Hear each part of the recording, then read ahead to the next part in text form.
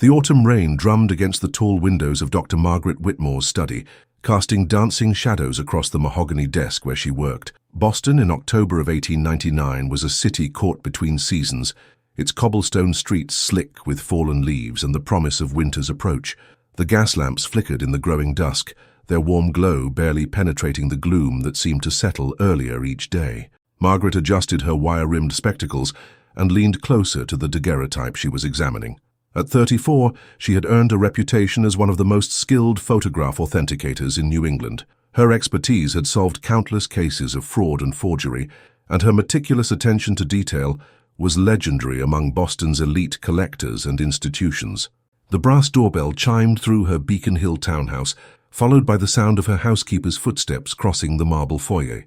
Margaret glanced at her pocket watch, 5:30. She wasn't expecting visitors. "Dr. Whitmore," Mrs. Campbell's voice carried up from the entry hall. "There's a Mr. Harrison from the Blackwood Children's Home here to see you. Says it's rather urgent." Margaret set down her magnifying glass and smoothed her dark wool skirt. The Blackwood Children's Home was well known in Boston society, though more for its tragic reputation than its charitable works. Located in the city's industrial district, the imposing brick building had housed hundreds of orphaned children over the past 4 decades. She descended the curved staircase to find a thin, nervous man clutching a leather satchel against his chest. Mr. Harrison appeared to be in his 50s, with thinning grey hair and the pale complexion of someone who spent too much time indoors. His dark suit was well tailored, but showed signs of wear, and his hands trembled slightly as he removed his hat. "Dr. Whitmore, thank you for seeing me without an appointment," Harrison began, his voice barely above a whisper. "I'm Thomas Harrison, the administrator at Blackwood Children's Home. We are preparing to close the institution permanently, and we've discovered some peculiar items in our archives." Margaret gestured toward her study. "Please, come in and tell me how I might assist you." The study's warmth seemed to calm Harrison's nerves somewhat. He settled into the leather chair across from Margaret's desk and carefully opened his satchel, revealing a collection of old photographs wrapped in brown paper. "These were found in a sealed wooden box in our basement storage room," Harrison explained, unwrapping the photographs with reverent care. The box had been there for decades, forgotten behind old furniture and supplies. Most of the images are standard institutional records, group portraits, staff photographs, that sort of thing. But there's one that has us concerned. He placed a photograph on Margaret's desk with trembling fingers. "This one was taken in our main recreation room, sometime in the late 1890s. The notation on the back indicates it was meant to commemorate our chess program for the girls, but when our current staff examined it, they noticed something rather disturbing." Margaret picked up the photograph and held it toward the gas lamp. The image showed a group of young girls, perhaps 8 to 12 years old, gathered around several chess tables in what appeared to be a large, well-appointed room. The girls wore matching dark dresses with white collars, their hair neatly braided or pinned back. Their faces bore the serious expressions typical of formal Victorian photography, but there was something in their eyes, a haunting quality, that seemed to transcend the limitations of the photographic medium. "It appears to be a standard institutional photograph," Margaret observed, though she noticed an odd chill had settled over the room. "What specifically concerns you about this image?" Harrison leaned forward, his voice dropping to barely a whisper. "Look closer at the chess table in the center foreground, the one where the 2 girls are playing. Our staff members swear they can see an extra hand reaching across the board." Margaret felt her pulse quicken. She reached for her strongest magnifying glass and positioned it over the photograph. As the image came into sharp focus, her breath caught in her throat. There, barely visible but unmistakably present, was what appeared to be a pale, thin hand extending from beyond the frame of one of the chess players, its ghostly fingers positioned over a chess piece, as if in the act of making a move. Margaret's hands trembled as she adjusted the magnifying glass, moving it slowly across the surface of the photograph. The extra hand was undeniably there, translucent and ethereal, yet detailed enough to show the delicate bone structure of a child's fingers. The spectral appendage seemed to shimmer with an otherworldly quality that defied the solid reality of the other elements in the image. "My God," she whispered, her voice barely audible in the sudden stillness of the study. "How long have you known about this?" Harrison shifted uncomfortably in his chair, wringing his hat between his nervous fingers. "We first noticed it 3 weeks ago when Mrs. Pemberton, our head matron, was cataloguing the photographs for our final records. She thought it was a trick of light at first, or perhaps damage to the photographic plate. But the more she studied it, the more convinced she became that it was something else entirely. Margaret set down the magnifying glass and looked directly at Harrison. Have you consulted with other experts? This could be a simple case of double exposure or chemical damage during the developing process. That's precisely why we've come to you, Dr. Whitmore, Harrison replied, his voice gaining strength. Your reputation for thorough analysis is unmatched. We need to know if this is merely a photographic anomaly or if we're dealing with something more unusual. The gas lamps flickered as if responding to some unseen presence, casting wavering shadows across the walls of the study. Margaret felt an inexplicable chill creep up her spine as she returned her attention to the photograph. The young girls in the image seemed to stare back at her with an intensity that transcended the limitations of Victorian photography. Tell me about the circumstances surrounding this photograph, Margaret said, pulling out a leather-bound notebook to record the details. Do you have any records of when it was taken, or who the children were? Harrison opened his satchel again and withdrew a manila folder filled with yellow documents. According to our records, this photograph was taken in November of 1898, during what our archives describe as the chess tournament season. The Blackwood Children's Home had instituted a chess program earlier that year, believing the game would help develop the intellectual capabilities of our charges. He paused, consulting one of the documents with trembling fingers. The notation indicates that this particular session was photographed to document the progress of our most promising players. However, there's a disturbing gap in our records immediately following this date. What kind of gap? Margaret asked, her pen poised above the notebook. Several of the girls who appear in this photograph simply disappeared from our records after November 1898. No adoption papers, no transfer documents, no death certificates. It's as if they simply vanished from existence. Margaret felt her stomach tighten. How many children are we discussing? 7 girls, all between the ages of 9 and 13. All of them skilled chess players who had shown exceptional promise in the program. Harrison's voice dropped to a whisper. The staff at the time claimed they had run away during a particularly harsh winter storm, but no bodies were ever found. The local authorities conducted a brief investigation, but with no evidence of foul play, and the assumption that street children often simply disappeared. The case was quickly closed. The photograph seemed to grow heavier in Margaret's hands as she studied the faces of the young girls. Their expressions, which she had initially interpreted as the typical solemnity of Victorian portraiture, now appeared tinged with something darker, a haunting sadness that seemed to reach across the decades. Mr. Harrison, I'll need to examine this photograph with my most sophisticated equipment. I also need access to any additional records you might have about these missing girls, as well as the staff members who were present during that time period. Harrison nodded eagerly. Of course, Dr. Whitmore. Whatever you need. The board of directors is quite anxious to resolve this matter before we finalize the closure of the institution. As Margaret carefully rewrapped the photograph in its protective covering, she couldn't shake the feeling that the ghostly hand in the image had moved slightly during their conversation. The rational part of her mind dismissed this as a trick of the flickering gaslight, but something deeper, some primitive instinct that had served humanity well in darker times, whispered that they were dealing with forces beyond the realm of scientific explanation. The next morning arrived grey and forbidding, with thick clouds hanging low over Boston's skyline like a funeral shroud. Margaret had spent most of the night examining the photograph with every piece of equipment in her possession, and each examination had only confirmed what she desperately hoped was impossible. The ghostly hand was not a photographic defect, double exposure, or chemical anomaly. It was something far more disturbing. She arrived at the Blackwood Children's Home shortly after 9 o'clock, her leather satchel containing her most sensitive photographic analysis tools. The building loomed before her like a Gothic fortress, its red brick facade darkened by decades of industrial soot and neglect.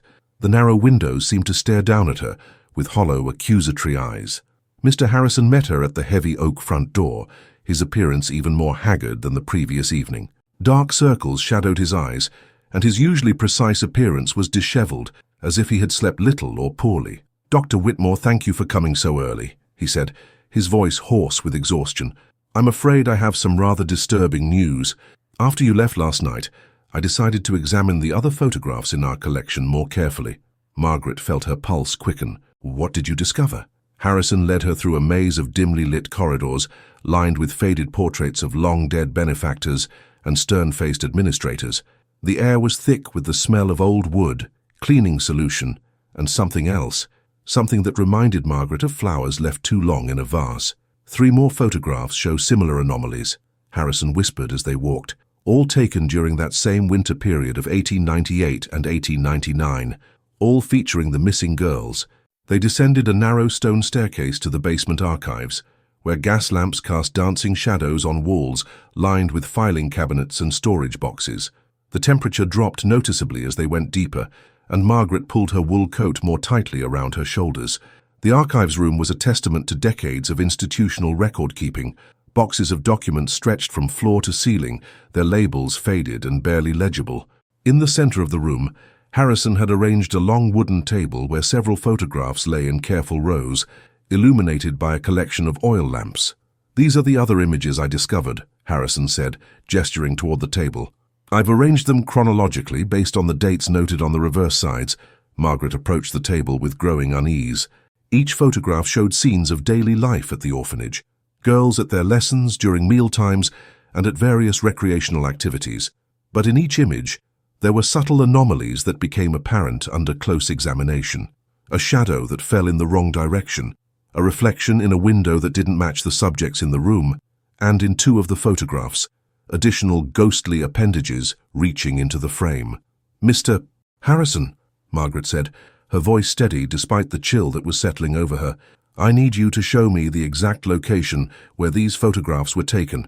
I also need access to any staff records, disciplinary reports, and incident logs from that winter period." Harrison nodded grimly and moved to a filing cabinet marked 1898-1899. As he opened the drawer, a musty smell filled the air, carrying with it the weight of forgotten years and buried secrets. "Here are the staff records," he said, placing a thick folder on the table. "And here are the incident reports. I must warn you, Dr. Whitmore, some of the entries are rather disturbing." Margaret opened the incident report file and began reading the carefully penned entries. Most were routine, minor disciplinary infractions, reports of illness, notes about visitors or deliveries. But as she progressed through the winter months of 1898, a disturbing pattern began to emerge. November 15, 1898. Sarah Henley, age 11, reported missing from evening roll call. Search of grounds yielded no results. Girl known for chess skills and quiet demeanor. November 22, 1898. Mary Catherine O'Brien, age 9, discovered missing from dormitory after morning inspection. No signs of forced entry or struggle. Subject was recent chess tournament champion. December 3, 1898. Alice Porter, age 12, failed to appear for lessons. Extensive search conducted. Girl was advanced chess player, often found in recreation room after hours.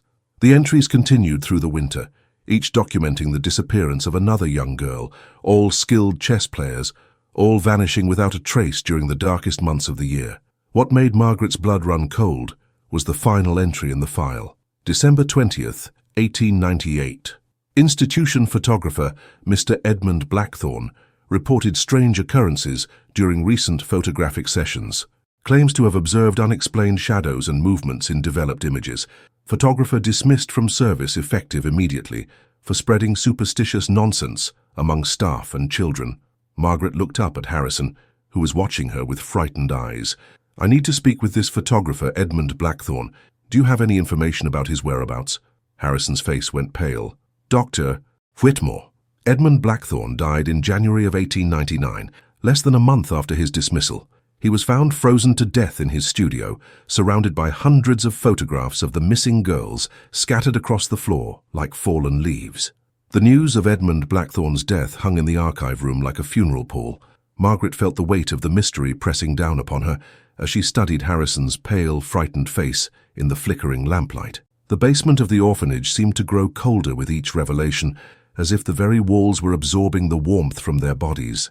"Where was his studio located?" Margaret asked, closing the incident report file with trembling fingers. Harrison consulted another document from his seemingly endless collection of records.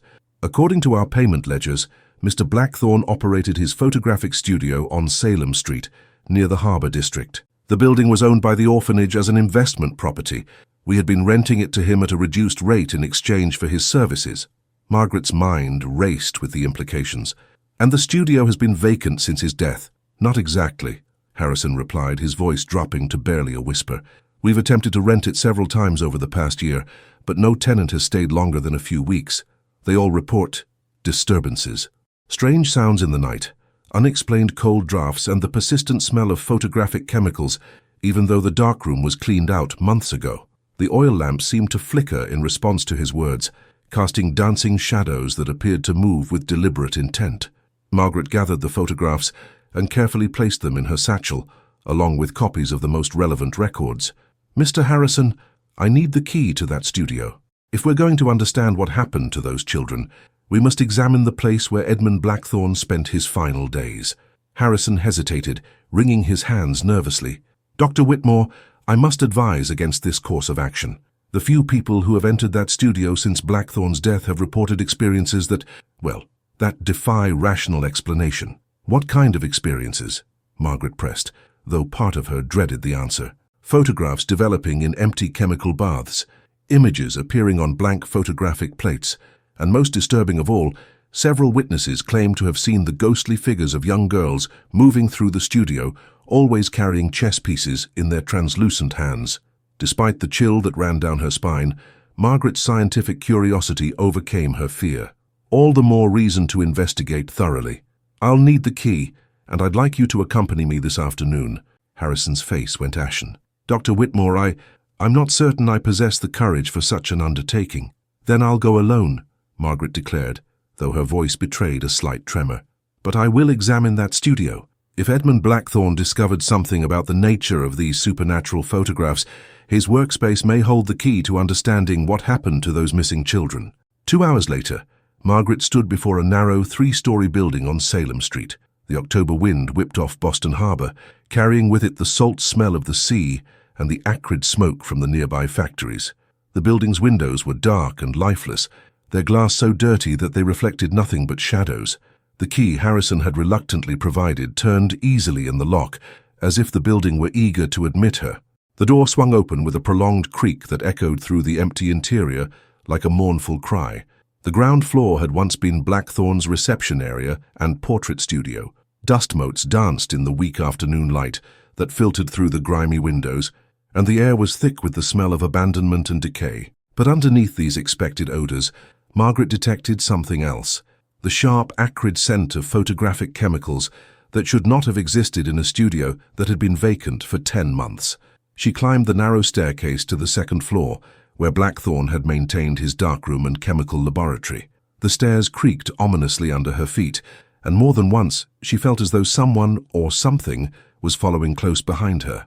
The darkroom door stood slightly ajar, revealing an interior so black that her oil lamp could barely penetrate its depths. As she pushed the door open, the chemical smell became overwhelming, as if dozens of photographs were being developed simultaneously in the darkness. Margaret raised her lamp high and stepped into the room. What she saw there made her gasp in terror and amazement. The walls were covered with hundreds of photographs, all featuring the same 7 young girls from the orphanage chess program.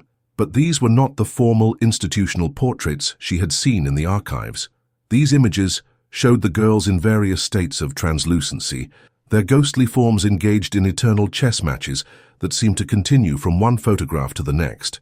And in the center of the room, on Blackthorne's developing table, lay a fresh photograph that was still wet with chemical solution, an image that showed Margaret herself, standing in that very dark room, surrounded by the spectral figures of 7 young girls, all reaching toward her with pale, desperate hands.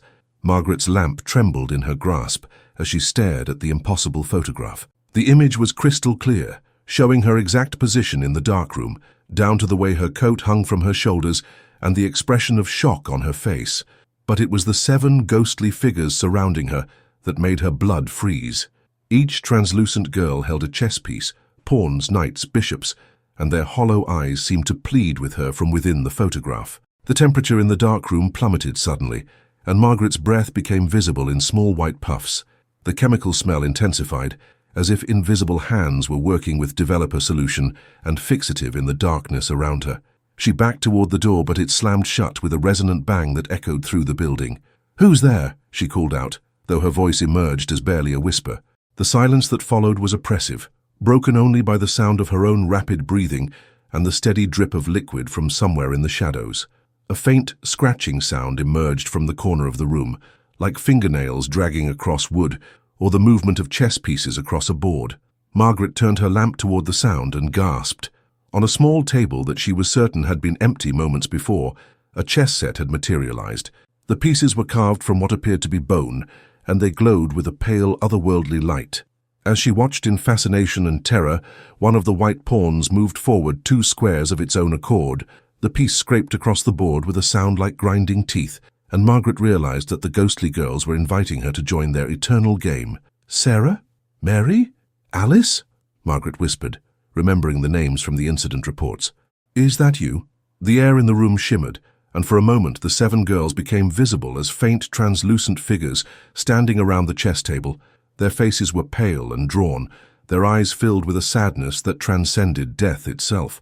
The eldest girl, who appeared to be about 13, pointed toward the chessboard with a skeletal finger. Margaret approached the table slowly, her lamp casting wavering shadows on the walls covered with supernatural photographs. As she drew closer, she could see that the chess pieces were indeed carved from bone, small, delicate bones that could only have come from children. "What do you want from me?" Margaret asked, her voice stronger now despite her fear. The ghostly girl who had pointed toward the board opened her mouth as if to speak, but no sound emerged. Instead, she gestured toward one of the photographs on the wall. Margaret followed her gaze and saw an image that showed the recreation room at the orphanage, but not as it appeared in the daylight. This photograph captured the room in the depths of night, illuminated only by moonlight streaming through tall windows. In the image, the 7 girls sat around their chess tables, but they were not alone. A dark figure loomed behind them, its face hidden in shadow, but its intentions clearly malevolent. The figure's hands rested possessively on the shoulders of 2 of the girls, and Margaret could see the terror in their young faces, even across the decades. Another photograph showed the same scene, but later in the sequence. The dark figure was leading the girls toward a door that Margaret didn't recognize from her visit to the orphanage. The girls followed reluctantly, still clutching their chess pieces as if the game pieces were their only connection to the world of the living. Margaret's heart raced as she realized what she was seeing. These were not random disappearances or runaways lost in a winter storm. The 7 girls had been murdered, led to their deaths by someone they trusted, someone with access to the orphanage after hours. The ghostly girl at the chess table moved another piece, a knight that leaped across the board in an impossible trajectory. Margaret understood the message. The girls had been playing chess when they died, and their spirits were trapped in an eternal game, unable to rest until their murderer was brought to justice. "Who killed you?" Margaret asked, though she feared she already knew the answer. The spirits turned in unison toward a final photograph that hung separate from the others. This image showed a man in clerical collar standing behind the chess tables, his face bearing the benevolent smile of someone entrusted with the care of children. But his eyes held a darkness that the camera had captured, despite his attempts to conceal it. Margaret recognized him immediately from the staff records she had examined. Father William Morrison, the orphanage chaplain who had disappeared shortly after the girls went missing, claiming he had been called to missionary work in the Western Territories. The same man who had unrestricted access to the children's dormitories and recreation areas. The chess pieces on the phantom board began moving more rapidly now, as if the girls were showing Margaret the final game they had played before their deaths. The moves were desperate, chaotic, as if they had been trying to call for help through their play, even as their killer closed in around them. Thunder rumbled outside the studio, and rain began to patter against the dark-room windows. Margaret realized she was no longer just investigating a supernatural mystery. She was witnessing the final testimony of 7 murdered children who had waited over a year for someone to hear their story and bring them the justice they deserved. The revelation of Father Morrison's involvement struck Margaret like a physical blow. The ghostly girls around the chess table seemed to grow more solid as their story was finally being understood, their translucent forms gaining definition in the lamplight. The temperature in the dark room continued to drop, and frost began forming on the windows despite the October warmth outside. Margaret studied the photograph of the chaplain more carefully, noting details she had missed in her initial shock. Behind Father Morrison, barely visible in the shadows of the recreation room, she could make out what appeared to be a hidden door or passage. The girls in the photograph were looking toward this opening with expressions of absolute terror. "He used the secret passages," Margaret whispered, understanding flooding through her. "That's how he moved through the orphanage undetected." The ghostly girl who seemed to be their leader, Margaret now believed this was Sarah Henley, the first to disappear, pointed toward another photograph. This one showed the basement level of the orphanage, but from an angle that suggested it was taken from within the walls themselves. Hidden corridors snaked between the rooms, connecting the chaplain's quarters to the children's dormitories and the recreation areas. These passages would have allowed Father Morrison to observe the girls during their chess matches, to select his victims, and to move them through the building without being seen by other staff members. The chess program had been the perfect hunting ground. Late evening sessions when most of the staff had retired, small groups of intelligent girls isolated from the larger population of children. Margaret realized with growing horror that Edmund Blackthorne, the photographer, had discovered Father Morrison's crimes through his camera lens. The supernatural photographs weren't just evidence of ghostly activity, they were Edmund's attempt to document and expose a murderer. The chaplain had silenced him, just as he had silenced the children. The chess game on the phantom table intensified, pieces moving with increasing urgency. Margaret watched as the bone-white queen advanced across the board, in a series of moves that spelled out letters. Questions. The spirits were trying to tell her something more. What questions? Margaret asked aloud, her voice echoing strangely in the chemical-scented air. Sarah's ghost pointed toward a drawer in Blackthorne's developing table. Margaret pulled it open and found a leather journal, its pages filled with the photographer's careful handwriting. The entries began normally enough, notes about lighting, chemical formulations, and appointment schedules, but as she read deeper into the winter of 1898, the tone became increasingly frantic. November 10th. Strange shadows appearing in photographs of the children's chess matches, initially believed to be chemical contamination, but patterns suggest deliberate movement. November 18th. Confirmed sighting of Father Morrison in photographs taken during times when he claimed to be conducting evening prayers in the chapel. His presence in the recreation room is unexplained and unauthorized. November 25th. Sarah Henley missing. Father Morrison expressed no concern during staff meeting, though other personnel are deeply worried. His behavior is suspicious. December 1st. Discovered hidden passages behind the walls during equipment setup. Confronted Father Morrison about unauthorized access to children's areas, he became violently angry and threatened my position. December 15th. More girls missing. I have photographed evidence of Father Morrison's involvement, but who will believe such accusations against a man of the cloth? The photographs show things that should not exist, the spirits of the murdered children trying to reveal their killer's identity.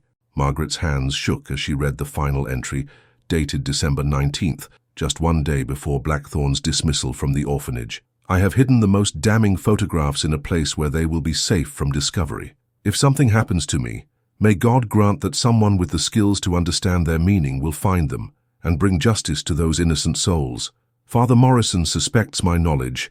I fear my time grows short. Thunder crashed outside with renewed violence, and the darkroom door swung open of its own accord.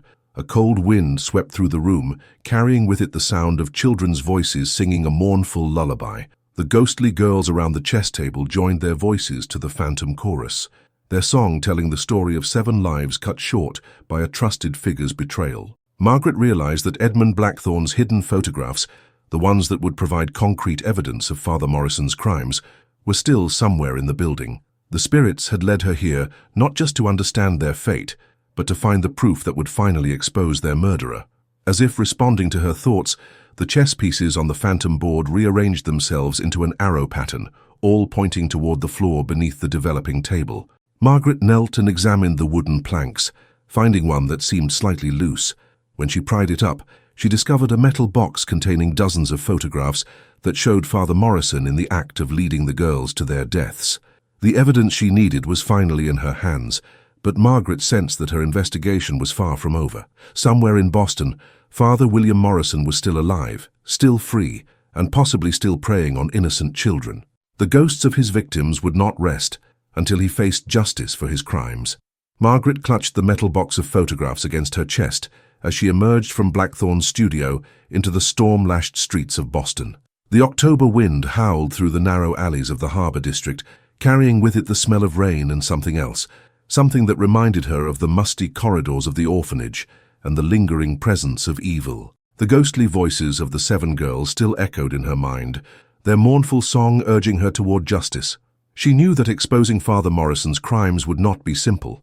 A year had passed since his disappearance, and the church hierarchy would be reluctant to believe accusations against one of their own, especially accusations supported by supernatural evidence. Margaret hailed a hansom cab and directed the driver to the offices of the Boston Police Department. As the carriage rattled through the wet streets, she carefully examined the hidden photographs by the light of a small oil lamp. Each image was more damning than the last, showing Father Morrison leading the girls through the secret passages, his face twisted with predatory intent that the camera had captured despite the darkness. Detective Inspector James Hartwell was a man Margaret had worked with before on cases involving art forgery and document authentication. He was one of the few members of the police force who respected her expertise and didn't dismiss her opinions simply because she was a woman operating in a man's profession. She found him in his cramped office on the third floor of the police building, hunched over a stack of case files and nursing a cup of coffee that had long since grown cold. The gas lamps cast harsh shadows across his weathered face, emphasizing the lines of exhaustion that spoke to too many late nights and unsolved cases. "Dr. Whitmore," he said, looking up with surprise, "what brings you here on such a foul evening?" Margaret set the metal box on his desk and opened it carefully, revealing the collection of supernatural photographs. "Inspector Hartwell, I need your help with a case involving multiple child murders that occurred at the Blackwood Children's Home in 1898. Hartwell's expression grew serious as he listened to Margaret's account of her investigation. He examined each photograph with the careful attention of a trained investigator, though she could see skepticism growing in his eyes as she described the ghostly manifestations and supernatural evidence. "Dr. Whitmore," he said finally, "these photographs are certainly disturbing, and if they're authentic, they suggest serious crimes were committed. But you're asking me to pursue a man who disappeared over a year ago, based on evidence that includes, well, ghost stories." Margaret leaned forward, her voice urgent. "Inspector, 7 children were murdered. Their killer is still free, possibly still harming other children. These photographs show Father Morrison's involvement clearly." "Assuming the photographs haven't been doctored," Hartwell replied, "and assuming this Father Morrison can be located. According to church records, he departed for missionary work in the Colorado Territory. That's a vast area to search, and we have no jurisdiction there." Margaret felt frustration building in her chest. "Then we contact the territorial authorities. We provide them with this evidence and request their assistance in locating Morrison." Hartwell studied the photographs again, his expression troubled. "I'll need to have these examined by our own experts to verify their authenticity, and I'll need more than supernatural manifestations to build a case that will stand up in court." "What about Edmund Blackthorne's journal?" Margaret asked, producing the leather-bound book from her satchel. He documented Morrison's suspicious behavior and his discovery of the secret passages. As Hartwell read through the journal entries, Margaret noticed a change in his demeanor. The skepticism began to fade, replaced by the focused attention of a detective who sensed a genuine case developing. "This is more substantial," he admitted. "Blackthorne's observations about Morrison's unauthorized presence in the children's areas, combined with the timing of the disappearances, suggests a pattern of predatory behavior." Margaret pressed her advantage. "Inspector, I believe Morrison silenced Blackthorne when the photographer discovered his crimes. We're not just dealing with child murder. We're looking at a man who will kill to protect his secrets." Hartwell closed the journal and looked directly at Margaret. "Even if I accept all of this as evidence, there's still the problem of finding Morrison. The Western Territories are lawless in many areas. A man can disappear completely if he chooses to." "Then we start with the church records," Margaret suggested. "Someone must know where he was assigned, what mission he was supposedly joining, and we examine the other orphanages and children's institutions in the area. If Morrison has continued his pattern, there may be other missing children, other unexplained disappearances." The detective nodded slowly. "That's sound investigative work. I can make inquiries with other institutions and check with the Archdiocese for Morrison's assignment records." As they spoke, the storm outside intensified, and the gas lamps in Hartwell's office flickered ominously. Margaret felt a sudden chill and turned toward the window. For just a moment she could swear she saw the translucent figures of 7 young girls standing in the courtyard below, their pale faces turned upward as if watching and waiting. "Inspector," she said, her voice barely above a whisper, "I believe we're running out of time. Those children won't rest until their killer is brought to justice, and I fear their restless spirits are growing stronger." The next morning dawned grey and cold, with the previous night's storm having left the streets of Boston slick with rain and littered with fallen leaves.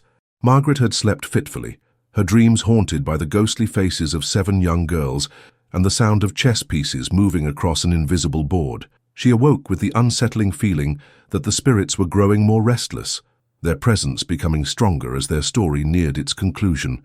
Detective Inspector Hartwell had arranged a meeting with Monsignor Patrick O'Sullivan at the Cathedral of the Holy Cross. The imposing Gothic structure dominated the south end, its twin spires reaching toward the grey October sky like accusing fingers. Margaret climbed the stone steps to the massive oak doors, clutching her leather satchel containing copies of the evidence they had discovered. Inside the cathedral, the atmosphere was heavy with incense and centuries of whispered prayers. Monsignor O'Sullivan met them in a small office behind the main altar, his elderly frame bent with age, but his eyes sharp with intelligence. He wore the traditional black cassock of his office, and his silver hair was carefully combed despite the early hour. "Inspector Hartwell, Dr. Whitmore," he said, gesturing for them to sit in the wooden chairs facing his desk. "I understand you have questions about Father William Morrison. I must say, this is a most unusual request." Hartwell leaned forward, his expression serious. "Monsignor, we're investigating the disappearance of 7 children from the Blackwood Children's Home in 1898. Our evidence suggests that Father Morrison may have been involved in their deaths." The elderly priest's face remained carefully neutral, but Margaret noticed his hands tighten slightly on the arms of his chair. "Those are very serious accusations, Inspector. What evidence do you have to support such claims?" Margaret opened her satchel and carefully placed several of the less supernatural photographs on the Monsignor's desk. These images show Father Morrison in areas of the orphanage where he had no authorized business during times when he claimed to be conducting evening prayers. Monsignor O'Sullivan examined the photographs with growing concern. "These images are disturbing, I'll admit, but they don't necessarily prove criminal activity. Father Morrison was known for his dedication to the children in his care. Perhaps he was simply providing additional pastoral support." "At midnight, in hidden passages behind the walls?" Hartwell asked pointedly. "Monsignor, we need to know where Father Morrison was assigned after he left Boston. The church records show he departed for missionary work in Colorado Territory, but we need specific locations." The Monsignor rose from his chair and moved to a tall filing cabinet against the far wall. His movements were deliberate, but reluctant, as if he were accessing information he preferred to keep hidden. After several minutes of searching, he withdrew a thick file and returned to his desk. "Father Morrison's assignment records are complicated," he said, opening the file with obvious reluctance. "He was indeed assigned to missionary work in Colorado Territory, specifically to establish a mission school for orphaned children in the mining camps around Leadville." Margaret felt her blood chill. Another orphanage, another group of vulnerable children. "Monsignor, has the church received any reports from Father Morrison about his work? Any communications about the children in his care?" The elderly priest consulted the file again, his expression growing more troubled. "That's where the situation becomes concerning. Father Morrison's last communication was received in March of this year. Since then, there has been complete silence from the mission." "What did his last communication say?" Hartwell asked. "He reported that the mission school was thriving, that he had taken in 17 orphaned children from the mining camps. He requested additional supplies and funding for expansion of the facilities." Monsignor O'Sullivan paused, his voice dropping to a whisper. "But when our courier arrived in Leadville with the requested supplies in June, he found the mission abandoned. No sign of Father Morrison or any of the children." Margaret and Hartwell exchanged a meaningful glance. The pattern was repeating itself, children disappearing under Father Morrison's care with no trace left behind. "Did the church conduct any investigation into the disappearances?" Margaret asked. "The territorial authorities were notified, but their investigation was limited. The mining camps are rough places, and children often move from location to location with prospectors and drifters. The assumption was that Father Morrison had relocated the mission to serve a different community." Hartwell leaned back in his chair, processing this information. "Monsignor, we believe Father Morrison is responsible for the deaths of at least 7 children in Boston, and possibly 17 more in Colorado. We need the church's cooperation in locating him." The Monsignor's face had gone pale during their conversation. "Inspector, if what you're suggesting is true, then the church has inadvertently enabled a monster. We have given him access to the most vulnerable children in our society." Margaret noticed that the temperature in the office had dropped significantly during their conversation, and she could see her breath forming small clouds in the suddenly frigid air. The candles on the altar behind the Monsignor's desk flickered, as if touched by an unseen wind. "Monsignor," she said quietly, "I believe the spirits of those murdered children are with us now. They won't rest until Father Morrison faces justice for his crimes." As if responding to her words, the church bells began to toll spontaneously, their bronze voices crying out across the city with a mournful sound that seemed to echo the grief of 24 lost children. The Monsignor crossed himself and reached for a telegram form on his desk. "I'll contact our representatives in Colorado Territory immediately," he said, his voice shaking. "And I'll provide you with every piece of information we have about Father Morrison's background, his assignments, and his methods. If the church has harbored a killer, then we must do everything in our power to stop him." Outside the cathedral windows, storm clouds gathered once again, and Margaret could swear she saw the ghostly figures of children pressed against the glass, their translucent hands leaving no marks, but their presence unmistakably real. 3 days after their meeting with Monsignor O'Sullivan, Margaret received an urgent telegram that would change the course of their investigation. She was in her study, examining additional photographs from the Blackwood archives, when Mrs. Campbell knocked on her door with the yellow Western Union envelope. The message was from Sheriff Thomas Brennan of Lake County, Colorado Territory. "Received your inquiry about Father Morrison. Stop have disturbing news. Stop children's remains discovered near abandoned mission. Stop request immediate assistance with identification. Stop suggest you come to Leadville at once. Stop." Margaret's hands trembled as she read the telegram a second time. The ghostly chess game that had begun in the basement of the Blackwood Children's Home had led them across the continent to another tragic discovery. She immediately sent word to Inspector Hartwell and began preparing for the journey to Colorado Territory. The train to Denver took 3 days, crossing the vast expanse of the American continent through landscapes that grew increasingly wild and desolate.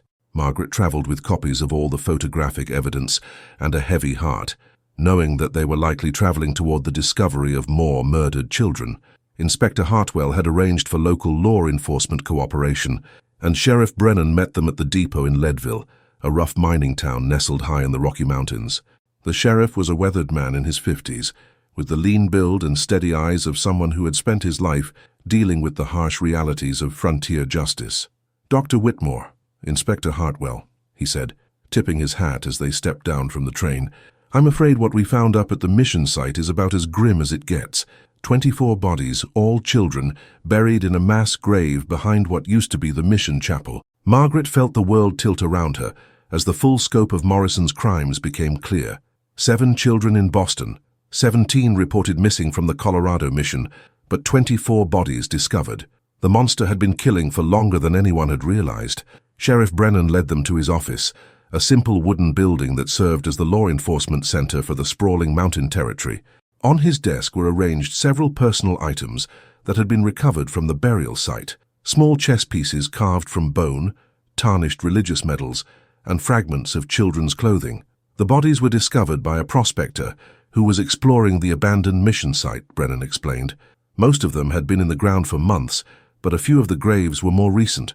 Whoever did this was still active as recently as a few weeks ago. Margaret studied the bone chess pieces with growing horror.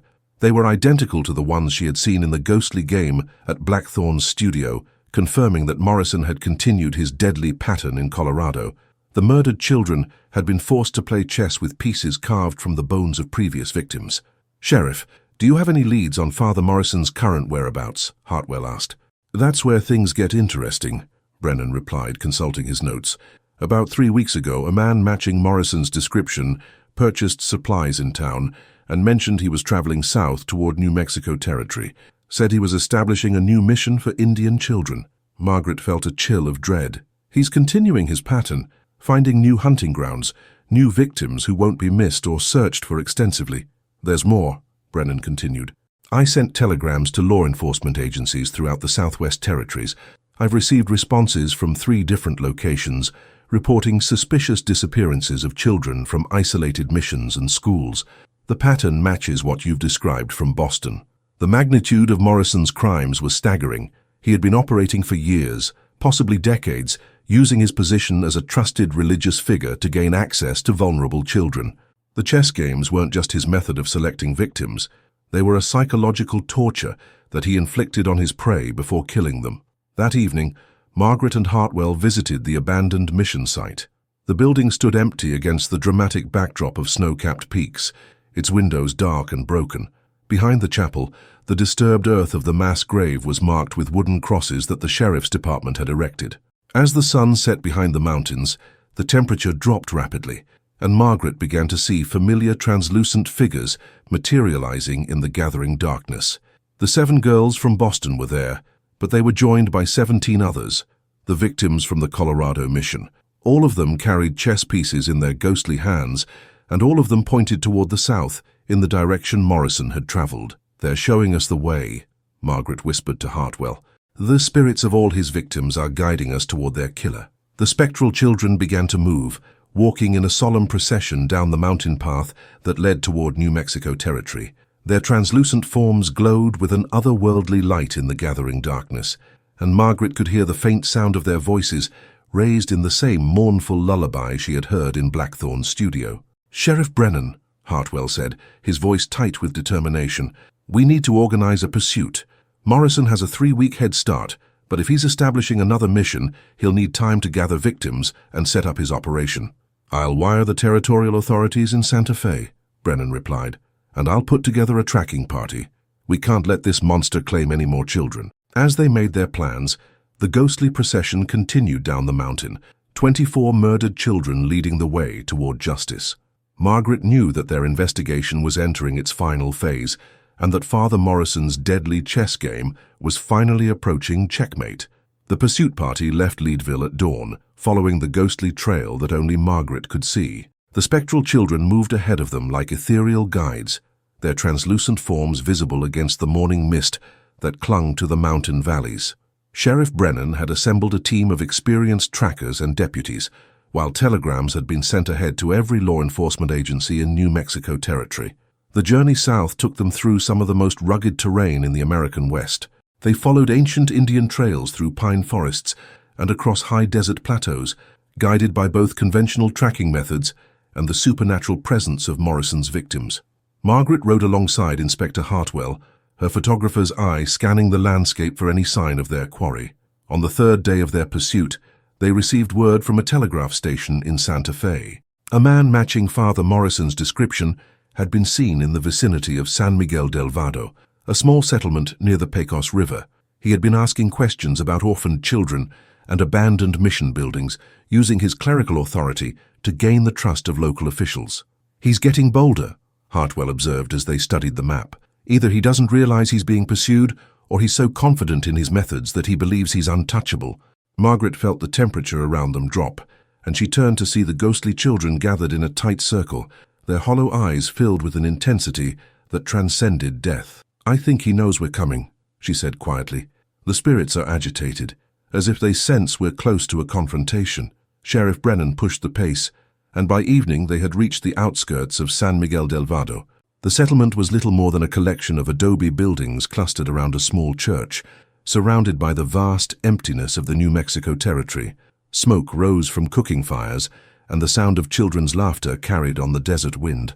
The local sheriff, a man named Rodriguez, met them at the edge of town. His face was grim as he reported what he had learned about the visiting priest. "Father Morrison arrived 5 days ago," Rodriguez explained in accented English. "He told our priest that he had been sent by the church to establish a school for orphaned children. He's been staying in the old mission building about 2 miles north of here." "Has he gathered any children yet?" Margaret asked, though she dreaded the answer. "3 so far," Rodriguez replied. 2 boys whose parents died in a mining accident last month, and a girl whose family was killed by Apache raiders. The townspeople were grateful for his offer to care for them. Margaret's heart raced. Morrison had already claimed 3 more victims, and time was running out. The ghostly children around her seemed to pulse with urgency, their translucent forms becoming more solid as their need for justice intensified. "We need to approach carefully," Hartwell said. "If Morrison realizes he's been discovered, he might harm the children before we can reach them." They developed a plan to surround the old mission at dawn, when Morrison would likely be conducting morning prayers with his captive children. Sheriff Brennan and his deputies would approach from the south, while Hartwell and Rodriguez circled around from the north. Margaret insisted on accompanying them, despite the obvious danger. As they made their way through the pre-dawn darkness toward the mission, Margaret could see the ghostly procession of murdered children moving alongside them. The spirits were no longer just observers. They had become active participants in the hunt for their killer. Their presence filled the air with an otherworldly energy that made the hair on Margaret's arms stand on end. The old mission loomed ahead of them in the grey light of dawn, its adobe walls weathered by decades of wind and rain.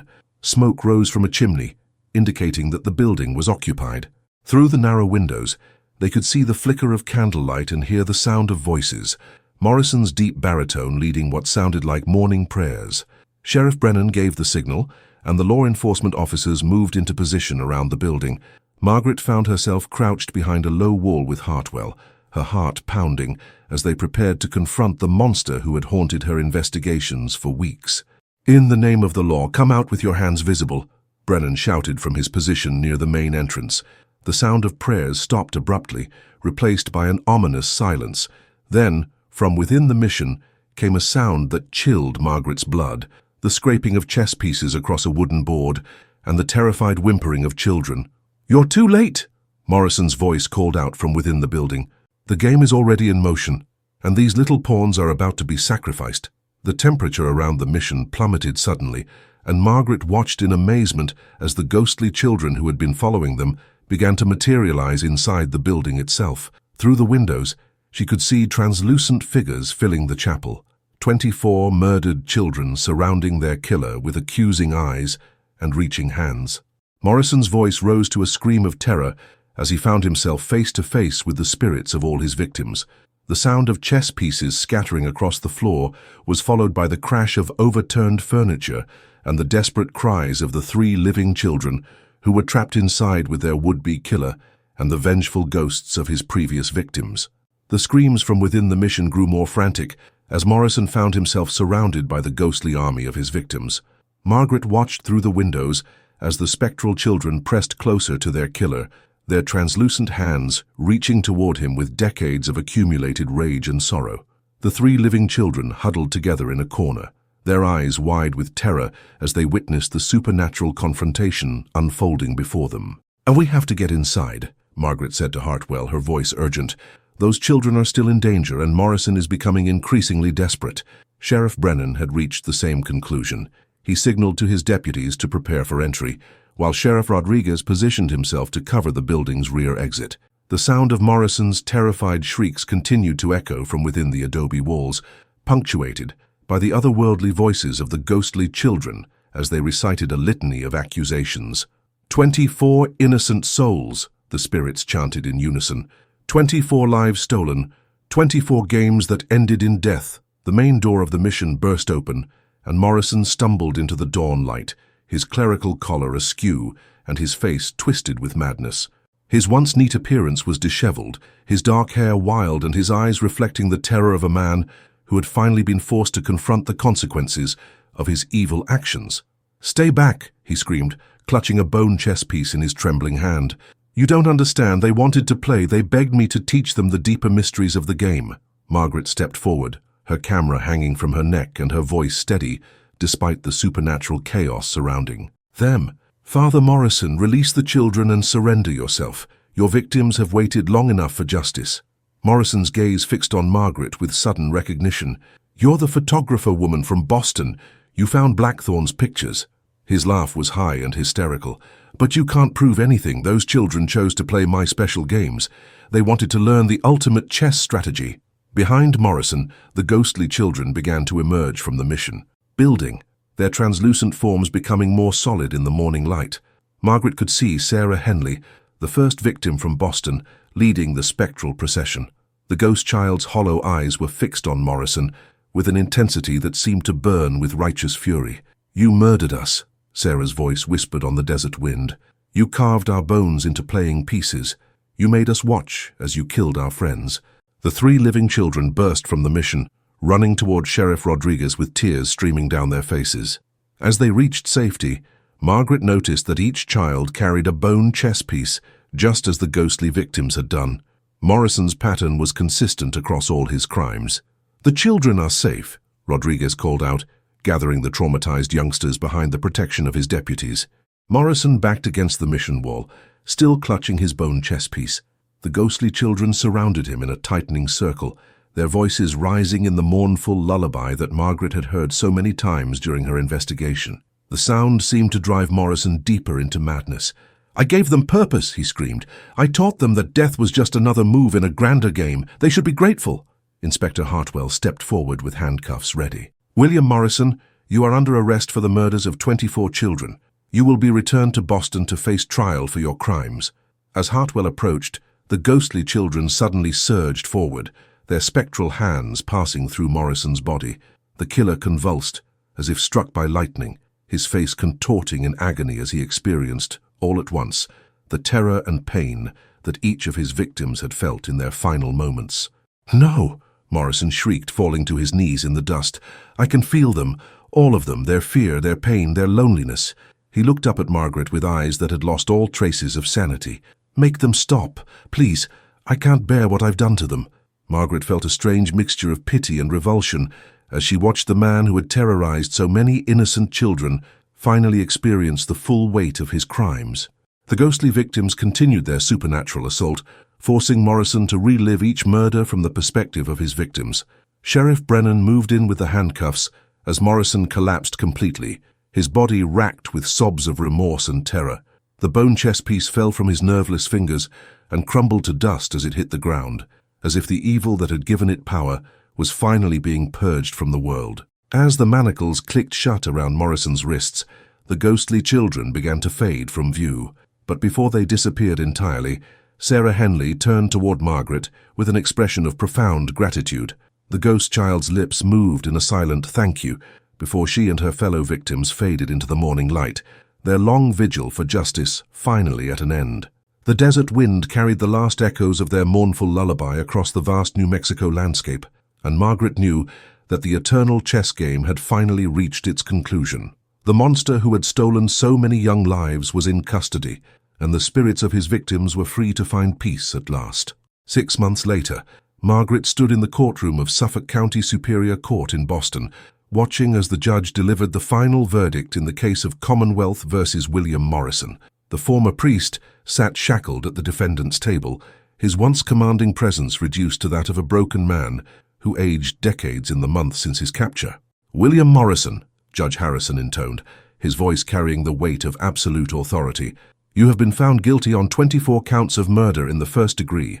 The evidence presented by Dr. Margaret Whitmore and the collaborative efforts of law enforcement across 3 territories has conclusively proven your guilt in these heinous crimes against innocent children." Margaret clutched her leather portfolio containing the photographs that had served as crucial evidence in the trial. The supernatural elements of her investigation had been carefully omitted from the official record, but the tangible proof of Morrison's crimes had been overwhelming. Edmund Blackthorne's journal, the bone chess pieces, and the photographic evidence had painted a clear picture of a predator who had used his religious authority to prey upon the most vulnerable members of society. "You are hereby sentenced to death by hanging," the judge continued, "and may God have mercy on your soul, for this court finds none." As the verdict was read, Margaret felt a familiar chill in the courtroom air. Though invisible to others, she could sense the presence of the 24 murdered children, finally witnessing the justice they had waited so long to see. Their spectral forms were peaceful now, no longer driven by the restless energy that had guided her investigation across the continent. Morrison was led away in chains, his fate sealed. Inspector Hartwell approached Margaret as the courtroom began to empty, his expression one of satisfaction tempered by the gravity of the crimes they had uncovered. "It's finished," he said simply. "Justice has been served, thanks to your extraordinary investigation." Margaret nodded, though she felt a profound sadness for all the lives that had been lost. 24 children who should have grown up to live full lives. Nothing can bring them back, but at least their killer will face the consequences of his actions. The 3 children rescued from the New Mexico mission had been reunited with relatives and were beginning the long process of healing from their traumatic experience. The church had implemented new safeguards to prevent such tragedies from occurring again, and several other investigations had been launched into suspicious disappearances at remote missions and orphanages. That evening, Margaret returned to her Beacon Hill study, where the original chess photograph from the Blackwood Children's Home lay on her desk. She examined it one final time under her magnifying glass, searching for any trace of the ghostly hand that had started her investigation. The spectral appendage was no longer visible. The photograph now showed only the 7 young girls engaged in their innocent game, their faces bearing the natural solemnity of Victorian portraiture rather than the haunting sadness that had originally caught her attention. Edmund Blackthorne's studio had been cleared and rented to a legitimate photographer, with no reports of supernatural activity since Morrison's capture. The Blackwood Children's Home had completed its closure, with the remaining children transferred to other institutions under careful supervision. As Margaret prepared to file away the last of her case documents, she heard a soft sound from the street outside, children's voices raised in a lullaby, but this time the melody was peaceful and joyful rather than mournful. She moved to her window and looked down at the gas-lit street below. There, barely visible in the evening mist, were the translucent figures of 24 children walking hand in hand down Beacon Street. They no longer carried chess pieces or bore expressions of sorrow. Instead, they moved with the carefree joy of children at play, finally free from the earthly bonds that had tied them to their quest for justice. Sarah Henley, the girl who had been Morrison's first victim in Boston, paused at the front of the group and looked up toward Margaret's window. The ghost child smiled, a radiant expression of gratitude and peace, before turning to join her fellow spirits as they faded into the Boston night. Margaret watched until the last translucent figure disappeared into the darkness, knowing that she had witnessed the final chapter of a story that had begun with a single photograph and ended with the redemption of 24 innocent souls. The supernatural chess match that had haunted the Blackwood Children's Home was finally over, and the players had found their eternal rest. She closed the case file and placed it in her archive cabinet, but she knew that the memory of those brave young spirits would remain with her always. Their courage in reaching across the boundary between life and death to seek justice had not only brought their killer to account, but had also taught Margaret that some bonds, the bonds of love, courage, and the human need for justice, are stronger than death itself. Outside her window, the gas lamps of Boston flickered in the gentle night breeze, and the city settled into peaceful slumber, protected by the knowledge that one monster would never again threaten its children. The ghostly chess match was finished, and all the pieces were finally at rest.